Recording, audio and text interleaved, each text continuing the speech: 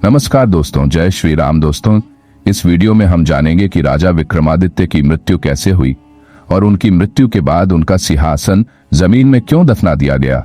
इससे पहले अगर आप हमारे चैनल पर नए हैं तो चैनल को सब्सक्राइब कर लीजिए और बेल आइकन को ऑन कर दीजिए ताकि हमारे आने वाली और भी अच्छे वीडियो की जानकारी आपको मिल सके।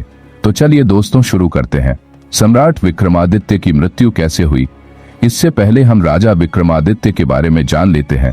सम्राट विक्रमादित्य का नाम विक्रम सैंधव था। महाराजा विक्रमादित्य उज्जैन के राजा थे जो अपने कर्म, वीरता, पराक्रम, शौर्य, ज्ञान तथा उदारशीलता के लिए प्रसिद्ध थे। कली काल के 3000 वर्ष बीत जाने के पश्चात 101 ईसा पूर्व विक्रमादित्य का जन्म हुआ था। विक्रमादित्य के पिता का नाम गर्भकाल गंधर्व सेन था। सम्राट विक्रमादित्य की मां काकी सौम्या दर्शन तथा उनकी बहन का नाम मैनावती था। उनके भाई का नाम भर्तृहरि महाराज था।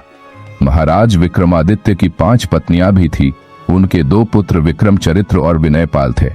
उनकी 2 पुत्रियां प्रियंग मंजरी तथा वसुंधरा थी। महाराज विक्रमादित्य ने शकों को परास्त किया। उन्होंने अपनी जीत के साथ ही हिंदू विक्रम संवत की शुरुआत की थी तथा नवरत्न की शुरुआत भी महाराजा विक्रमादित्य द्वारा ही की गई, जिसको तोड़कर राजा अदर ने भी अपनाया था। सम्राट विक्रमादित्य अत्यंत पराक्रमी सम्राट थे। उनके सामने खड़े होने का साहस किसी में भी नहीं था। तो आइए जानते हैं कि सम्राट विक्रमादित्य की मृत्यु कैसे हुई थी। सम्राट विक्रमादित्य की मृत्यु के बारे में 21वीं पुत्री कौशल्या ने बताया। जब सम्राट विक्रमादित्य वृद्ध अवस्था में आ गए थे तो उन्होंने अपने योग बल से यह जान लिया था कि उनका अंतिम समय अब निकट है। महाराजा विक्रमादित्य राज्य कार्य तथा धर्म में स्वयं को लगाए रखते थे और उन्होंने वन में साधना के लिए कुटिया बनाई थी। एक दिन उन्होंने देखा कि कुटिया में सामने वाले पहाड़ से प्रकाश आ रहा है। इस प्रकाश के बीच उनको एक सुंदर महल दिखाई दिया।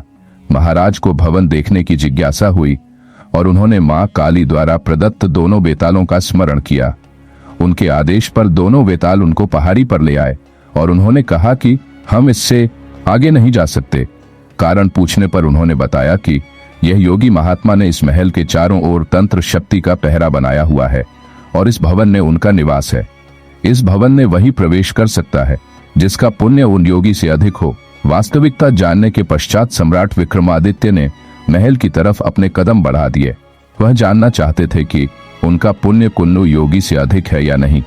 चलते चलते वे इस भवन के प्रवेश द्वार तक आ गए तथा एक उनके पास अग्निपिंड आया और वहां पर स्थिर हो गया तथा महल के अंदर से 11 सौराया। उसके बाद में अग्निपिंड चलता हुआ महल के पीछे चला गया तथा दरवाजा साफ हो गया। जब वे अंदर गए तो वहीं आवाज उनसे उनका परिचय पूछने लगी तथा उन्होंने कहा कि वह सब कुछ साफ साफ बता दें, वरना वह अपने शराब से आने वाले को भस्म कर देंगे। महाराज विक्रमादित्य तब तक एक कक्ष में पहुंच चुके थे। जब महाराज विक्रमादित्य ने बताया कि वह उज्जैन के महाराजा विक्रमादित्य हैं, तो योगी ने कहा कि वह स्वयं को भाग्यशाली समझते हैं। उनको आशा नहीं थी कि विक्रमादित्य के दर्शन होंगे। योगी ने उनका बहुत आदर सत्कार किया तथा महाराज विक्रमादित्य से कुछ मांगने को कहा। तब महाराज विक्रमादित्य ने तमाम सुख सुविधाओं से साहित्य भवन मांग की। वह योगी खुशी खुशी यह भवन महाराज विक्रमादित्य को सौंपकर उसी वन में कहीं चले गए। काफी दूर चलने के पश्चात उन योगी को उनके गुरु मिले। जो उनके गुरु ने उनसे इस तरह वनों में भटकने का कारण पूछा तो उन्होंने कहा कि वे इस भवन को महाराजा विक्रमादित्य को भेंट कर चुके हैं। यह सुनकर उनके गुरु को हंसी आ गई। उन्होंने कहा कि इस पृथ्वी के सबसे धनी व्यक्ति को वह क्या दान करेंगे। उन्होंने योगी से कहा कि वह ब्राह्मण रूप में जाकर विक्रमादित्य से उस भवन को मांग ले।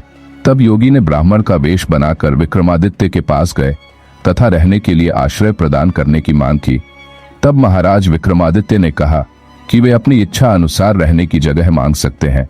तो उन्होंने उस महल को मांगा तो महाराज विक्रमादित्य मुस्कुरा उठे। उन्होंने कहा कि उन्होंने उस महल को वहीं छोड़कर आ गए थे। मैं तो बस तुम्हारी परीक्षा लेना चाहता था।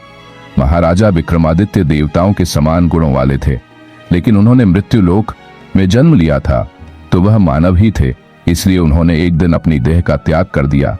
उनकी मृत्यु के पश्चात प्रजा में हाहाकार मच गया। चारों ओर बदलाव होने लगा।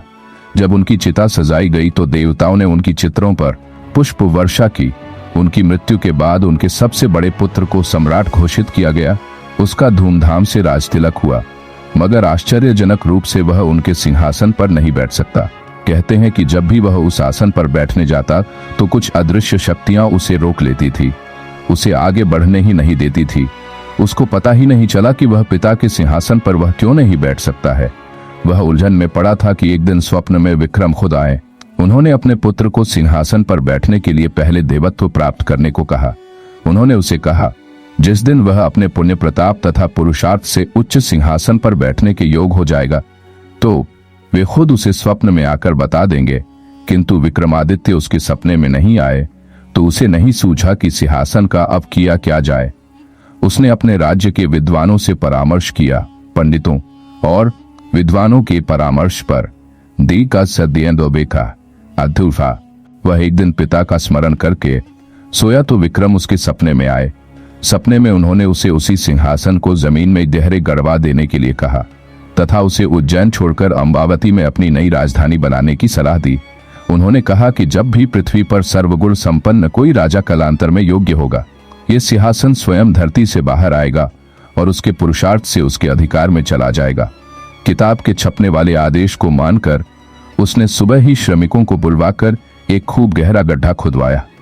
लॉर्ड सिंहासन को उसमें समाहित करवा दिया। इसके बाद वह खुद अमरावती को अपनी नई राजधानी बनाकर शासन करने लगा। दोस्तों, आशा करता हूं कि आपको यह वीडियो अच्छा लगा होगा। वीडियो अच्छा लगे तो वीडियो को लाइक करें, ज्यादा से ज्यादा शेयर करें, चैनल को जरूर सब्सक्राइब करें और फिर मिलते हैं अगले वीडियो में। जब तक के लिए जय हिंद, जय भारत, हर हर महादेव।